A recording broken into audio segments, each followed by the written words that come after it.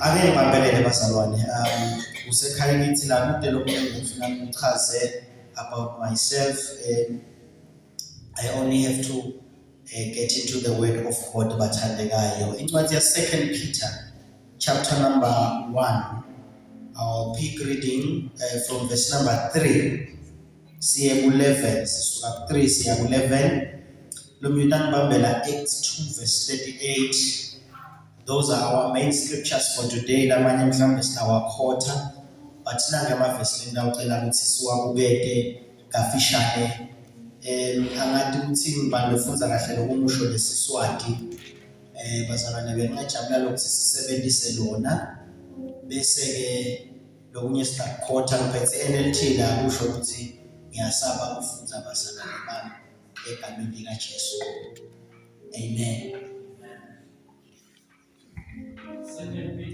Yes, 2 Peter chapter number 1 from verse 3 we are 11.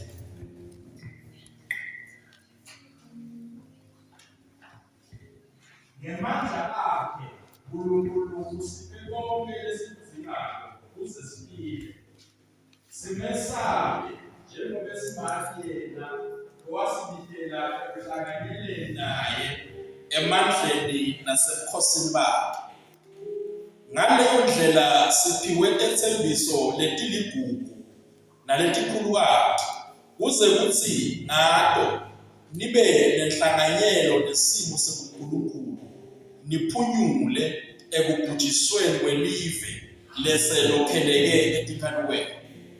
Ngaleso sizathu ke khuthalelani kwengeta kuqotho ekukholweni nakubo kuqotho nengete kwati nasekwatini nengete kutitsiba nasekutitsibeni nengete kukhuthatela nasekukhuthateleni nengete kumesaba uNkulunkulu nasekumesabeni uNkulunkulu nengete kuthandza bazalwane nasekuthandzeni bazalwane nengete luthando.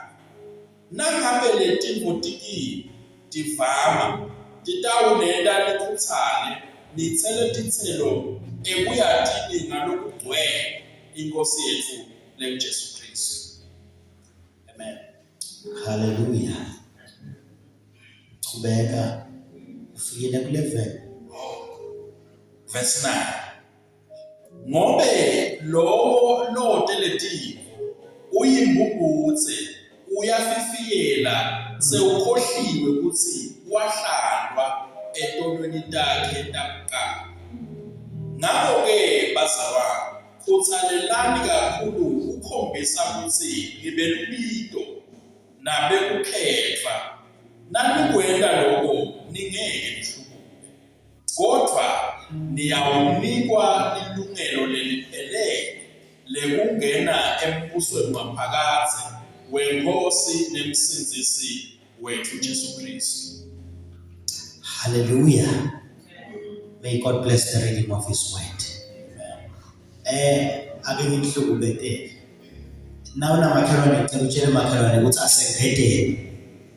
Ya ufundisize nje kancane ukuthi makhelwane asengedeni. Ya. Ngiyathi ukuthi ama-introvert akayithandi le nto leso ukuthi bathi angikhulume ngifuna nje ukuthula. Kodwa nje ungaphinde uthi makhelwane asengedeni. Umuso ngami womangali sayo umuso ngami Jesus womangali yebo beliwa mina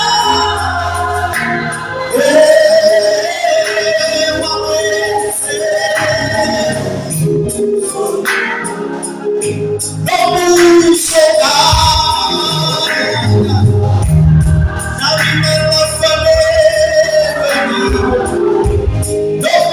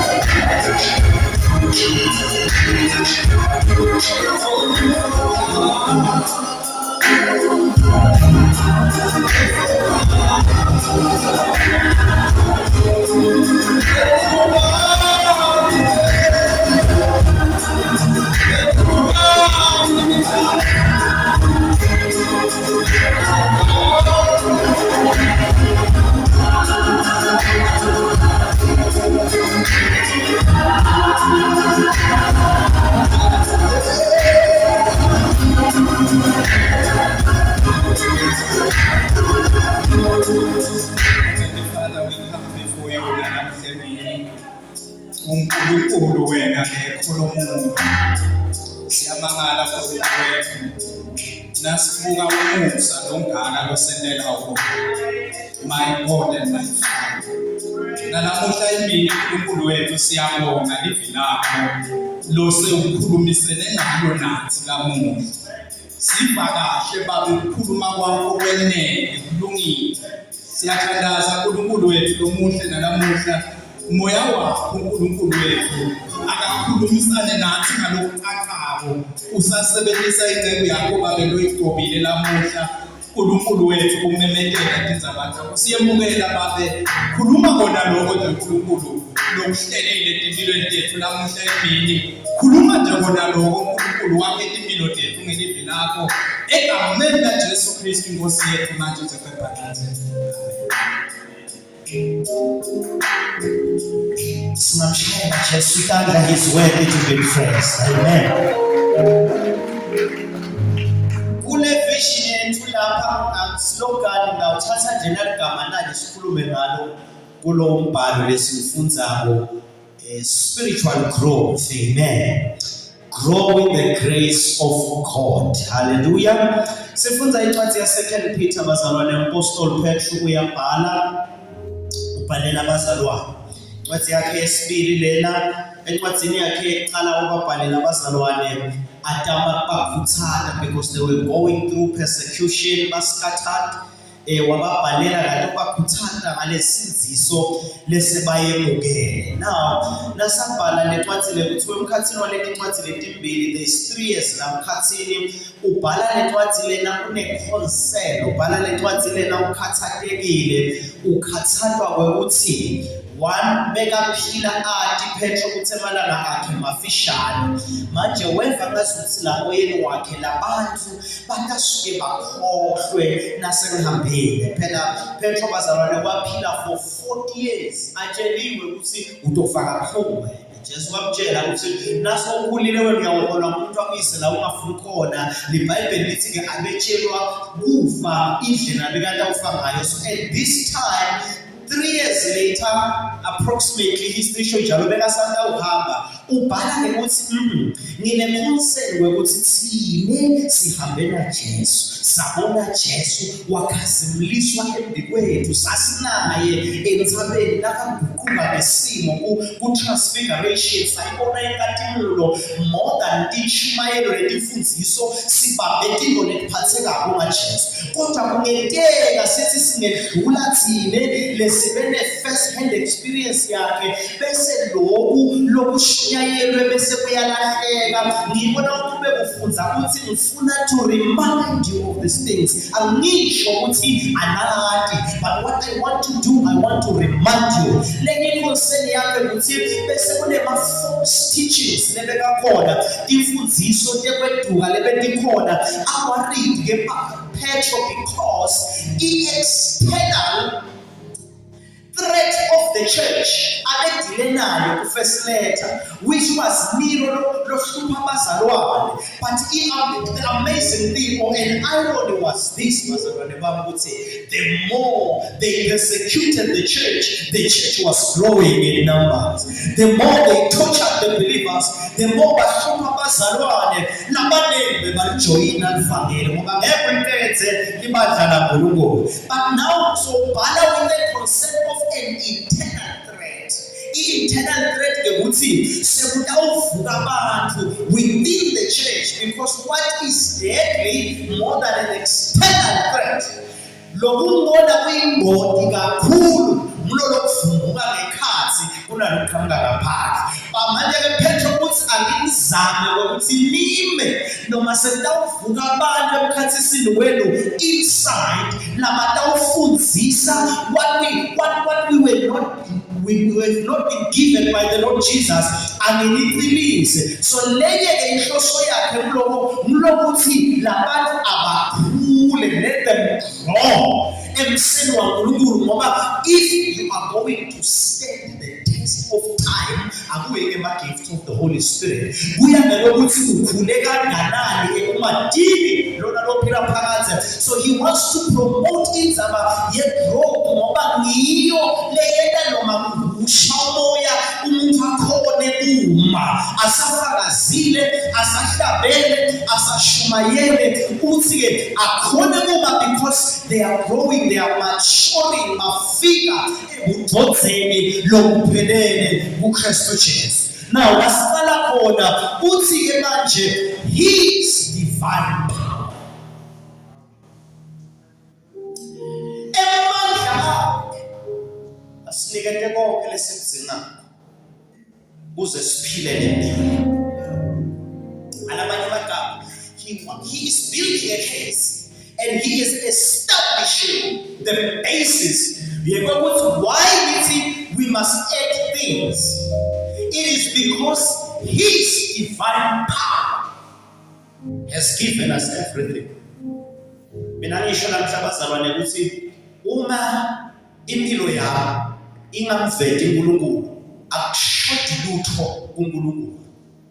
Kungashoda ngekuthi after I have been empowered ngikhonile yini kwengeta. But his divine power has given us everything that we need. Ngikho kude i-excuse to live in a way lephambene nendlela yombuso wakhe ngoba uNkulunkulu akamyekeli wabafana uniketwe konke waphindze wentiwa umhlanganyeli wemvelo yeNkulunkulu waphindze wanikwa lethembiso uthi ngale lethembiso you will escape the corruption in the world caused by evil desires. Leswati lichazile lithi lelokhelekile lisho njalo babavuso lokhelekile tingane ungathi kuba letingane konje emlilo usilele lesiphila kulo lokhelekile but because we have been given divine power, the word power there is dunamis. The word dunamis means a force. Kusho ukuthi nakithi thine lesinzisi manje ngicela unake lenza banayo ukhuluma nabantu abasinzisiwe kungaba ingodi ukhanze ukuthi mhlambe wangena ngekunyelela niyathi iBhayibheli lithi khona abantu abangena ngekunyelela ungena ngekunyelela nebazalwane kunokuthi ngingamvumi Jesu ngingaphenduli nje ngisuke nje ukuthi ngoba ngiyakwati kuhlabela ngithi angibuyise lokubhobhola. Nako manje ke lapho al-apply ke verse sesilifuthi asimfuze vele lo act start sesiyayiqondzisa kumfone le ndawo ukhuluma ngako nje kule text le basically but asimfuze lo act 2:38 ukuthi uthini ke ngoba sengithi bamla indzaba ukuthi uthi has given us. Who is this us? Usho laba laphendukile bamukela Jesu bangena kahle wena ke lo muntu loyo you are the one who is carrying the dunamis. Otherwise umuntu lokungena leyo ndlela le akanamandla actually uyimphawu yesithi ngibale ufunza lo Acts 2 verse 38.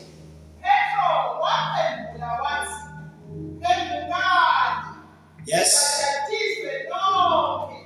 Yes. Egameni laJesu Kristu kuze lithethelele ntolotelo nemukeliswe lesipho lesimoya lomgcwele. Hallelujah. Kusho Petro la emshumayweni yakhe lenze yebazalwane uma singawungenela lento yokuthi sesiyengeta ngithintela licala ngathi tshela makhelwane ukuthi siyengeta uma sitawukhula emseni ufuna singene ngeminyango lo right. Number 1 kufuna wathi ukuthi awukati khansi sokuphithile lesonvelo awukati khansi sokwehla kwenyuka kuyaphetha. Amen. Yini repentance is a change of mind, change of heart and redirection. Usho ukuthi nabe ngihamba ngibheka le nakhanya kwasezulwini I make a turn ngishintshe direction sengibhekele ngibo baqala bebahlabela bathi ngangisone sibi ngeza emosini ngehamba ngasenami ngathola wesuthandazo wesu yeah.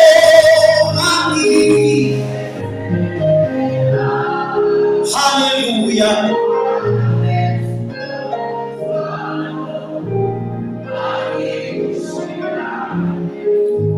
Uma kunemzalwane longimi longakufuni kusafuna sicheckele eminyango langena nawo. Kungeneka ngangena ngoba vele mina ngatala ekhaya sithandaza uma sesiyolala. Noma ungasukumisa uthi thandaza, ungathandaza noma ngingamade ukuthandaza. Hallelujah. So the entrance should be proper bazalwane. The reason singathi khanza simenza wonke utibute ukuthi lenkolo lemphakathi leselihlele esontweni evangelical sikhathi lesingaka siyashumayela in and out kwendekani kana phakathi khanza tho leslot yezathi slot wathona slot wathi uyashoda lapha priest ngiyabekisa nje bazalwane ngibekisa ngami ngoba ngiyahlabela angifuni ukuqala muntu kuphela bengingabekisa ngawe kojaja ngibekisa ngami ungakubeke wathola slot wathi awuthola umbhombo lapho wena uyabheka lapho ngathi ngasentela kanqono uthi petropedani nibajatiswe niyabe senemukelisomelo ngwe ngibo yasakhuluma ku verse 3 ngendlela ukuthi lo understand ukuthi beqala i-entrance but lo verse number 3 so uthi ke thine lelesibuke lemali ogcwele his divine power has given us what everything we need, which means lento yekukhule enkosini ayikali nawe ikala ngoNkulunkulu. uNkulunkulu soyentile yakhe iphathi yekuke empoweringa ngoba uyazi ukuthi le mpilo yekholwa ifike ihambe idemand. So you need to be empowered to live this way ngoba uphila against the systems of the world. Uphila against the principalities in the heavenly spaces. Uphila kunema forces around you. You need an internal thing. Lekutawuthi kungenamzalwane, kungenama-worship team, kungenamfundisi lamandla lavalelwe ngekhathi wakho akwende ume. But you need to realize ukuthi uthi lokhu kwenteka ngekuwentiwa umhlanganyeli wemvelo yeNkulunkulu. Imvelo yeNkulunkulu isamari yayo ithi he is triumphant in all seasons. Imvelo yeNkulunkulu ithi umoba njani. Mawentiwa umhlanganyeli, it doesn't mean angeke ugowishe through things. Akusho ukuthi yophambanele timo, but what it means kusho ukuthi noma ngenaphi unemvelo lethi wena uyanqoba. Unemvelo yeNkulunkulu. Imvelo yeNkulunkulu yini? Imvelo yeNkulunkulu yi-holiness. Hallelujah. Wentiwe umhlanganyeli wempilo we-nature yekungcwele. Ungcwele is a nature.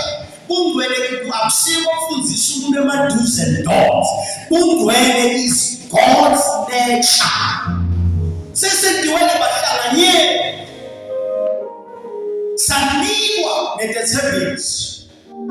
So the basis for spiritual growth is that we have been given everything to live this way. Uthi ke namfunza le-NLT yakhe ithi verse 5. In view of this reality, in view, because you have been given, because the Holy Spirit has been released, because you have the power on the inside, in view of all this, now then make every effort. Hallelujah. Make every. Do you know that the first gospel of Peter's day, because your human efforts, phila sinoma kanjani ngoba vele noma zama kuyafana uthi bawo uthi empathy God has done what you could not do. uNkulunkulu ngiko sihlabela sithi lo msalo ngaka usentele besinike sakwethu but akakashiyi without a responsibility. In view of what he has done, in view of his great mercy, in view of the Spirit given to you, make every effort. Make every effort to act. The next thing that he's talking about are 7 qualities or ingredients for spiritual growth. Hallelujah.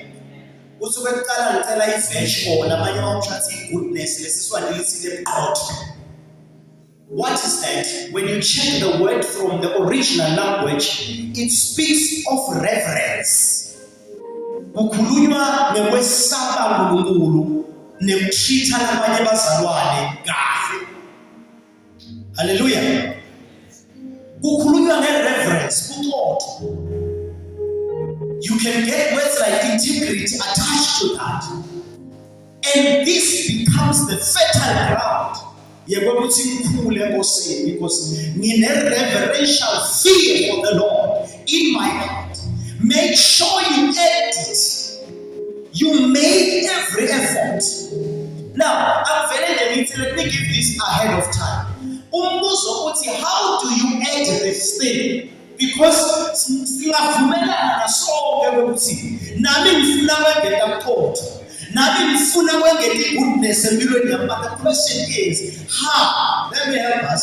Now most of the lists we are going to go through these 7 things, but let me see Baba is centered on the fruits of the Holy Spirit.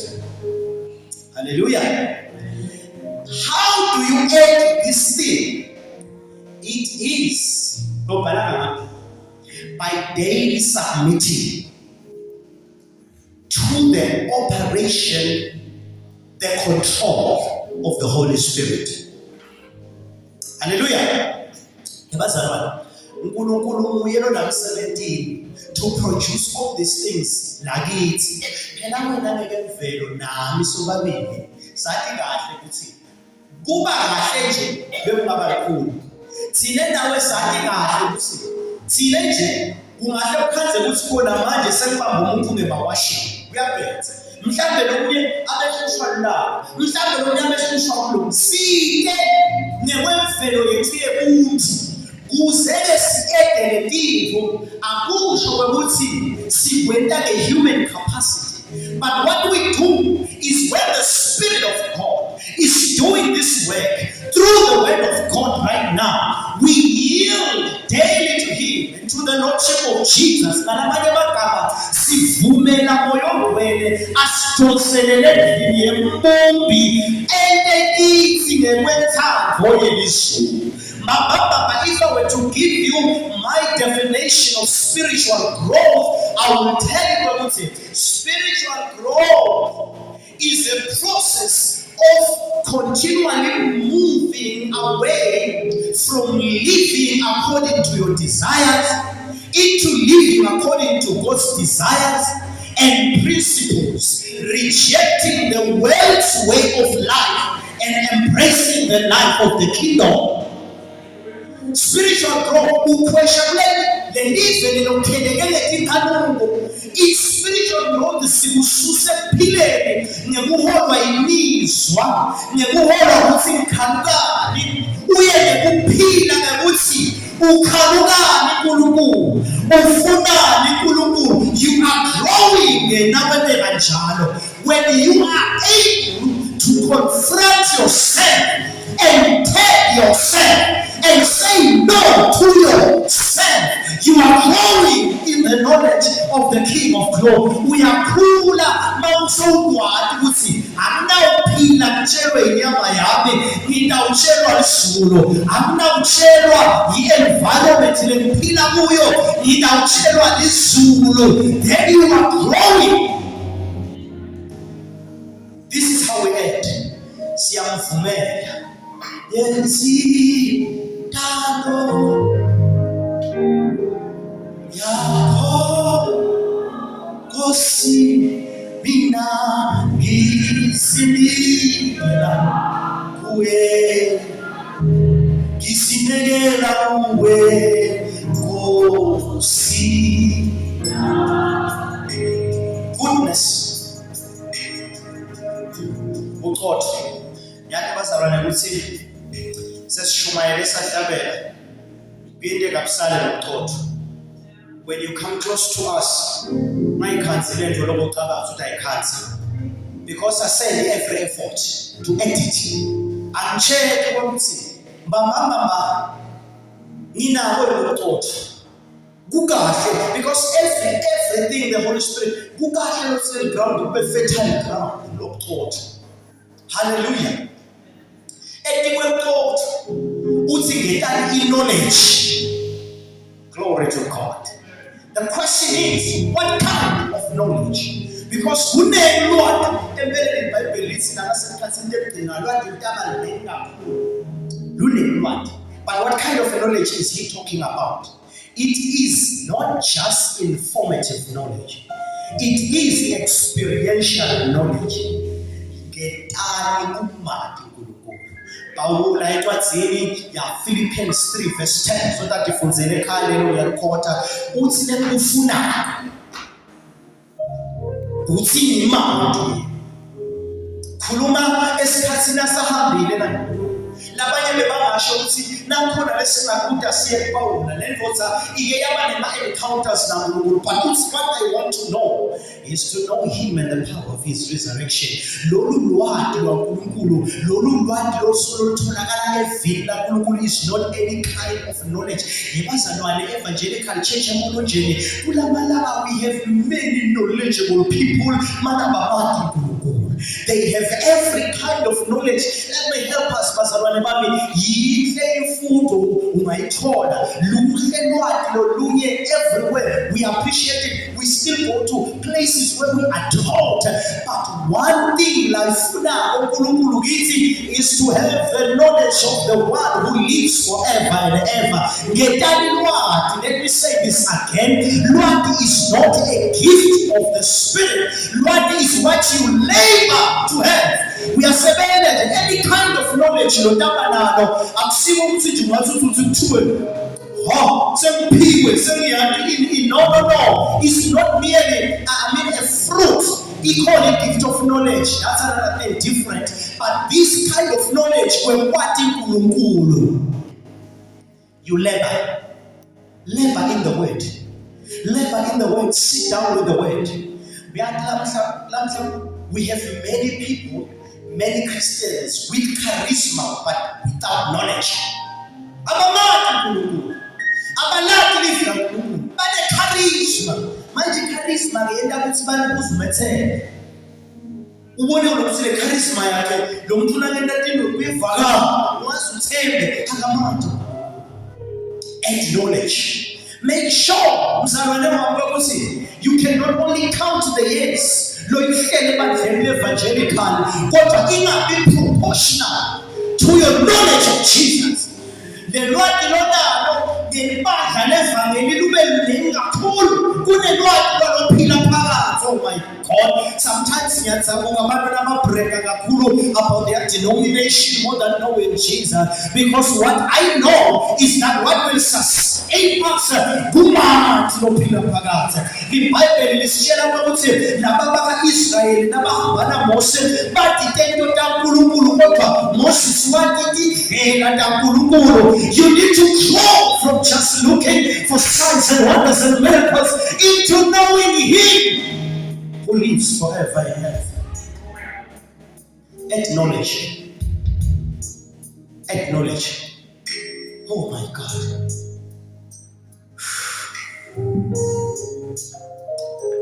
Utsethiwe lwadi. Qhubeka ningede. Mamthiza makhelwane uthi yengeda makhe. I like it when he says make every effort. Niyamva lo every bazalwane. Kusho ukuthi nakubita ukuthi utakhele a proper schedule for your Bible study. Do it. You are making every effort. Now when you set an alarm for your prayer time, make every effort. Nakubita ukuthi uhambe when people are praying again, make every effort. If you need to get any book or anything, make it upon us. You cannot grow by depending on the pastor and the preacher on the pulpit. You cannot grow if you don't exercise the spiritual disciplines. Make every effort to add knowledge.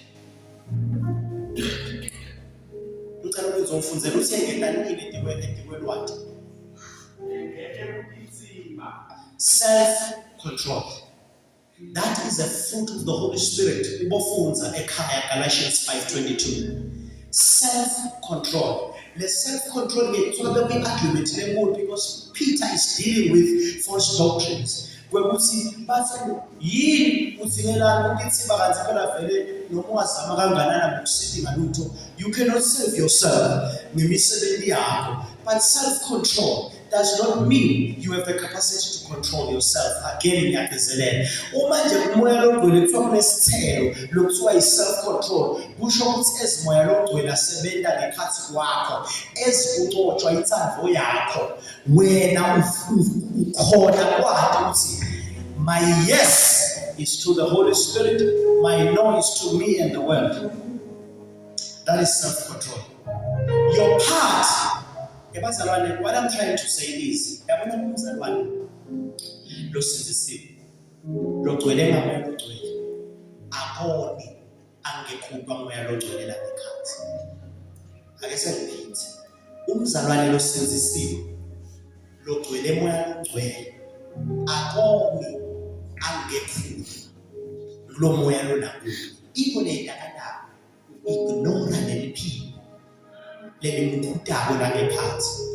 Ungakhumbula nje namuva yati ukuthi nganiva yabona usizwe sombamba kunale voice esoft bazalwane baba ayikho loud, isoft lengekhathi ikutshele ukuthi yekela lapha ikukhumbule ngisho livi ukhumbule nje kahle ukuthi leli kwenda kuphambelana nalivi nayo. Manje those who have now lost sensitivity nebulithobela leliphilo sithi ke thine ngekwelanguage be self-control kanti baba banenkinga ye-disobedience to the voice that speaks. I-self-control ayisho ukuthi you just have a capacity. Ebazalwane sitoni ngekwevela sithi capacity kwentalathi. Kwenze Paul akachaza le condition yethu le ngifuna kuwena. Uyabona le musimela ukuthi ngifuna kuwena. Angwena. Lele ngingakufuni. Hey.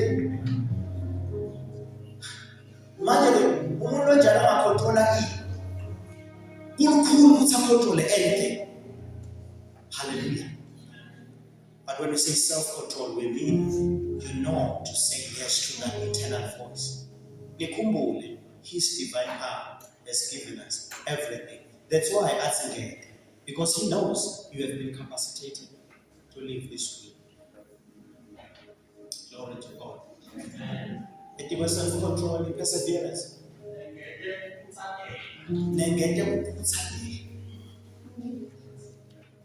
Perseverance. Finally, perseverance. It's patience with courage behind it. Hallelujah. It's patience with courage behind it.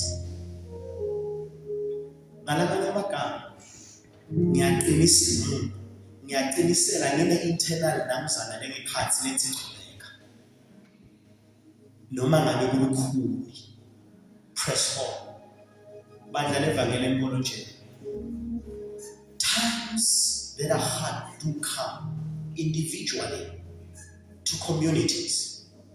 But we who have been given everything, the Spirit is working, cultivating perseverance. Whatsoever trials, they perfect our faith. As we persevere, our faith is perfected. Glory to Jesus. Ngesikhathi sivivinywa kuthiwa kuqhubeka lapho ephuma igolide. Ngikho James athi jabulani ngokuqhubeka ngikude emhlabeni hey kuni uthi nalehle diverse trials ethi uthi jabulani izinqama. Shoko kwambona umuntu aqhumaqhumisa uthi wakwambona umuntu aqhumaqhumisa ukuthi Martin uthi jabulani because God is at work in your life. He's going to produce God out of you.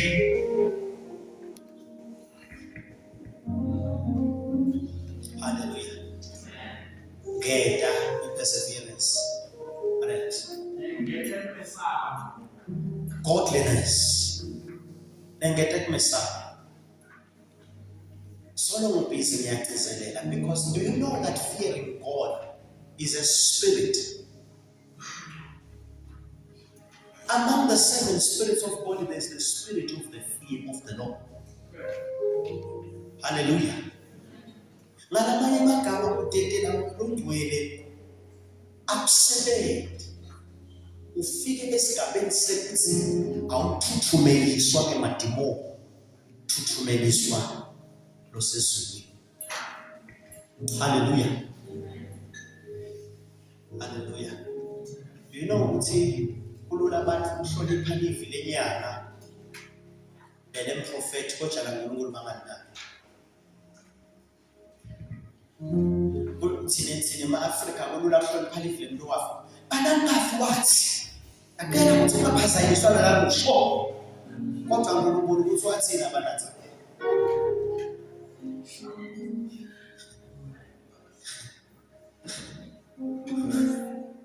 Siphile ngekwesaba, godliness. Ngiyathi bazalwane iBhayibheli lithi malanga lekugcina kunakhasta kumadima abantu ababede kwesaba. Uthi Paul Timothy, perilous times, hard times will come.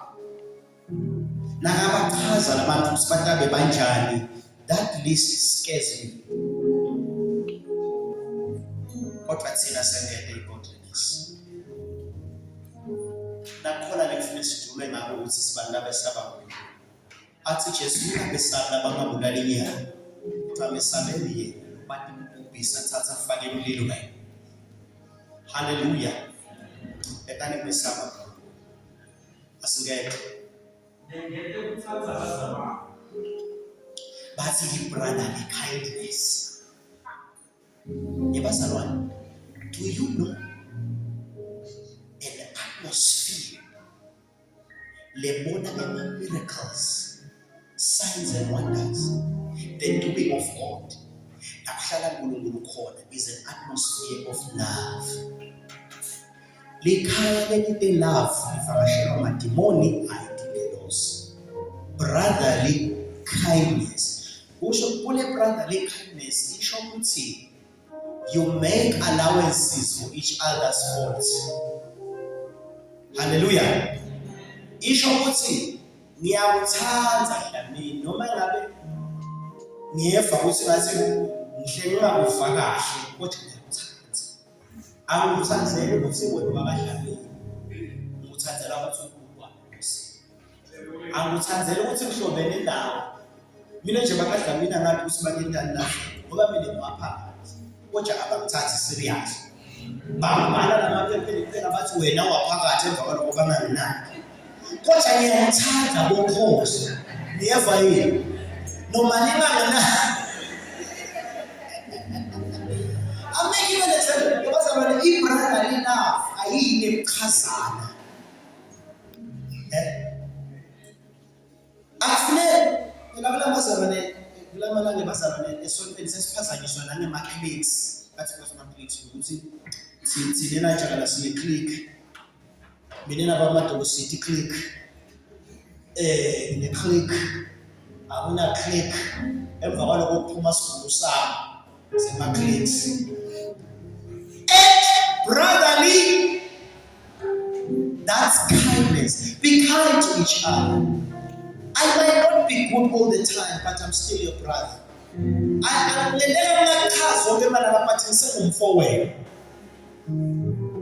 manje ke ngangithishela makhelwane ukuthi uyamthatha manje asilendo bathi bese abantu phansi ukuthi usamna bekulelijabe lesaba utshela sisi kanti ehlele eqeleni kwakhe umfundisi otshela makhelwane ukuthi uyamthatha selethi I love you lisho with that intention naliphuma lethi ngabe ngishile esontweni phela uyumfundisa nje ngabe lithi tell your neighbor I love you. But if I say it, I will say I love you in the love of the Lord.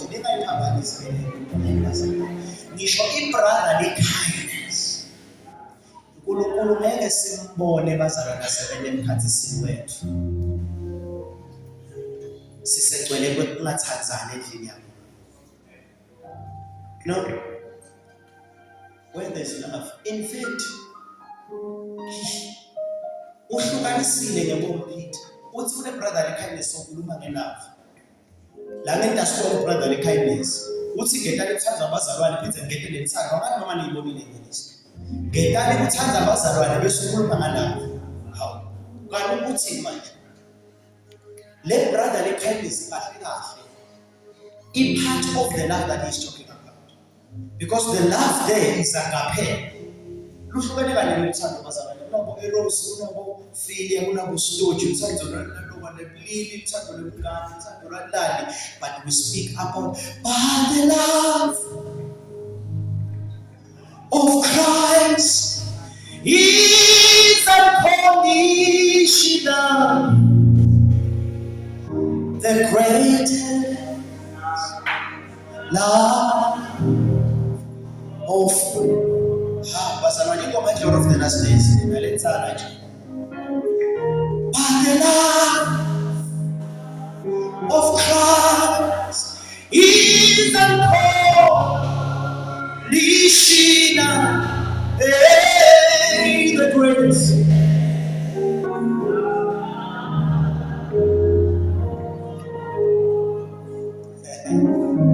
Glory to Jesus. Kasamsi siyaphela. Umuntu okhulayo bazalwane is adding these qualities. Brotherly kindness. Hallelujah. Alibuse kithi ithando mavanje. Alibuse ithando alisehlule ithando. Alithemba lwahlula uNkulunkulu simkhubile. Lwamhlula uNkulunkulu siphila ngekumcasula. But I hear the words of the apostle Paul. Athi sathi sisebabi. Sathi singamadi Christ died for the ungodly. Romans 5 verse 8. While we were yet sinners, he died for those. In other words, before I am even good, ngoba wena sowunikelwe everything to live this life. You love me until I'm good, not because I'm good. You love me until I am, not because I'm already there. Nami ngise process yokwakhiwa. Love me until I'm good.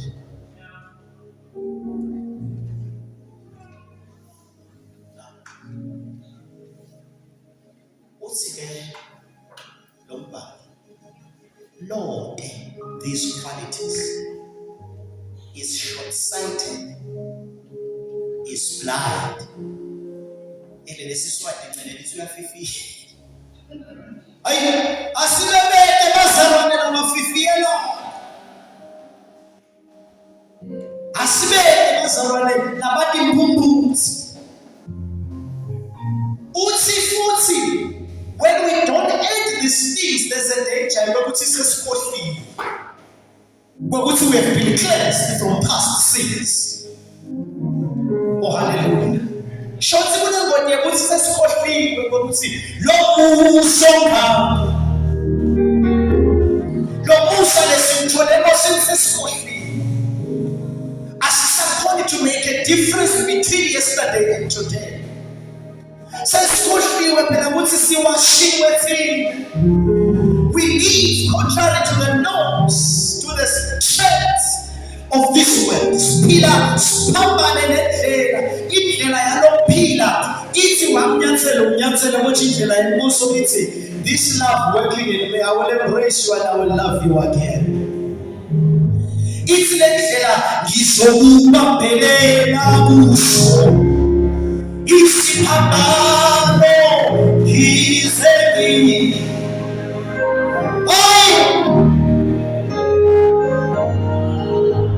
Now it's going to get interesting, bazalwane bami. He's developing the story. Uqale wathi sinikwe everything. Wasuthi yana kusebenza thina, making every effort. Say what's the manje? Result of adding this thing, growing, adding goodness, knowledge, adding perseverance, adding brotherly kindness, adding love, adding all these qualities, bazalwane. Uthi emgcineni ngo self-control sibabalele niyakubona uthi adding these things will ukhuluma ke manje ngeresult ukuthi when we grow in this way It's a supplement. Hallelujah. When you add all these virtues, when you add all these qualities, result number one, it's productivity. You will be productive in your Christian walk. Means you will be effective. If we have bazalwane that are not productive, that are not effective, it is because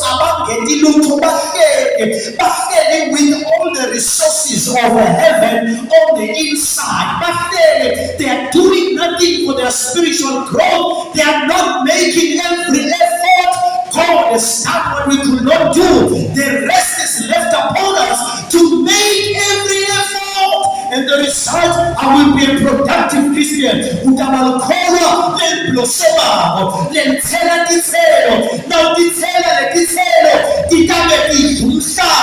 when the word comes to us, they might find productive Christians. All of a sudden, what has happened to these people? They are living differently.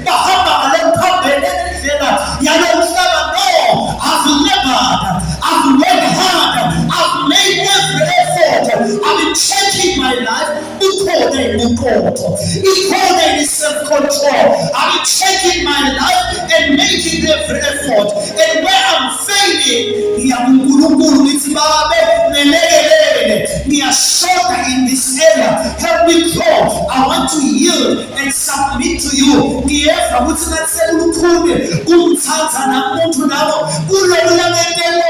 I come to you with my human frailty.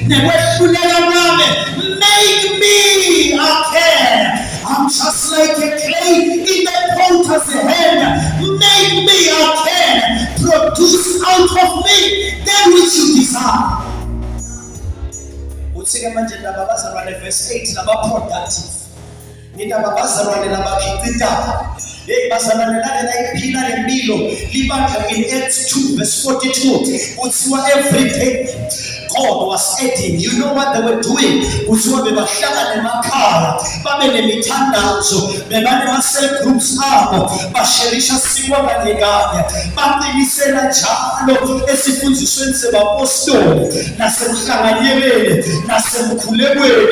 were doing it daily. Daily God was adding. Nkulunkulu can identify if I bring other Christians,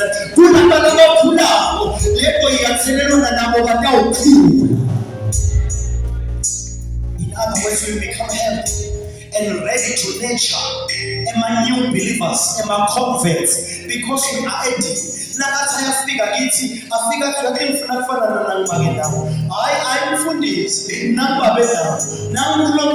Because these qualities are manifesting at the middle the productivity, the effectiveness.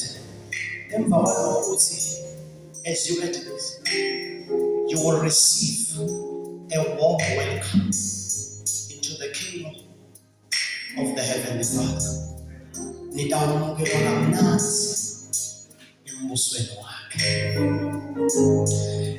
Why should we grow? Why should we end? Why should we live this way?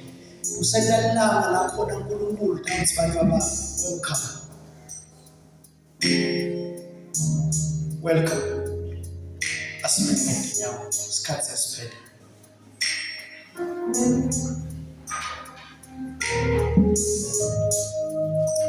If I could draw a drawing right here to demonstrate, it's full of entrance into the spiritual journey. It's called repentance. Now get on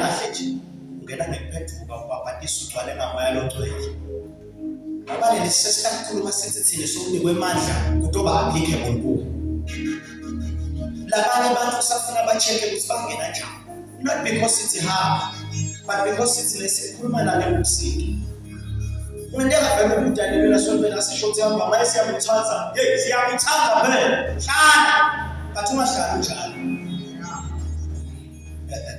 We love you. We don't want you to go, but don't stay the same, please. ukuthi nasongenile sokuthi petrol in-base yekuthi ungaqhubekele embili kulokhu nokwendiwe nguNkulunkulu by giving you everything. There's a dunamis. There's the power of God. Kunemandla lavalelwe kithi bazalwane. Sinemandla. Ngiyani ukuthi indimo liphambana nathi. Ngiyani imoya against us. But we have the power. Badlala sebolonjeni, you have the capacity. I will emphasize this. You have the capacity. You have the power within you. Kunemandla lana kini. Sometimes Satan has attacked us. No, can I really stand the test of time? But there's power locked on the inside of you. Individually and church, let's believe God and begin to excavate. God take a journey to the inside of God. If you have brought me into the season for me to see you work, I'm putting for me. I'm making every effort to act into my life. If you know all these qualities to manifest in my life, you know why? Because I want to be productive, I want to be effective, and at the end of the day, if you know more than a grand, most welcome entrance, warm welcome into the kingdom of the Father. I penele moloje evangelically today. Iphelela ekwemukelweni embusweni waphakathi naphakathi. As we grow, we are growing, but it doesn't end here. The end is when Jesus says, well done, good and faithful servant. Welcome home. We may raise our hands bazalwane ebukhoneni bakhe uNkulunkulu. Angathi kuthi na ukuba ushoda ngakuphi. But lokuthi kube ilista kusho ukuthi uqala ngakunye. Kudzingeka konke kanye kanye. Sekuthi na ucheck up ngentebe ubone kunye lokushoda. Akusho ukuthi hayi nje ngakemlwena nabo kuphela. No, sikudzinga konke same time. Ngenze Nkosi ngibe ngcwele kube mhlophe ehlizwe ngenze Nkosi ngibe ngcwele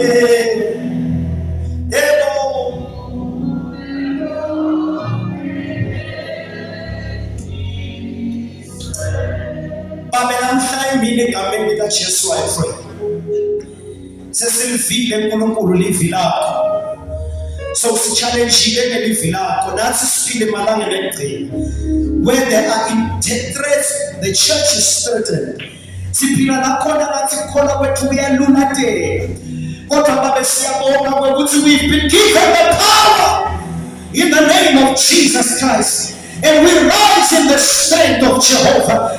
And we say, God, because you have given us everything, Jesus, we are not afraid. Jesus, we will stand boldly. Jesus, we refuse to succumb. We refuse to yield to the pressures of the world. We refuse to embrace things that we should not. In the name of Jesus Christ, I pray, Father, for an awakening. I pray, Father, for a revival and a realization that we've been made able, we've been enabled to live this way.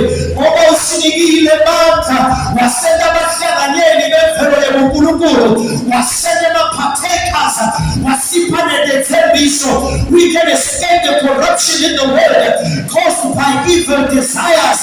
God Almighty, we yield today. Holy Spirit, take over. We allow you to break us. We allow you to change us. We allow you to do your work. We allow you to empower us.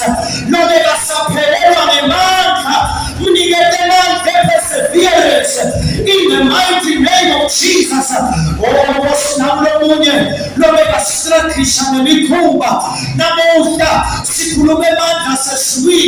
As we yield to you, self-control is gained. As we yield to you, brotherly love In the name of Jesus, we shall spread the love of the Father. We have received it from you. It is deeper than theology. Love is who you are. Love, God is love. In the name of Jesus, I pray, Holy Spirit,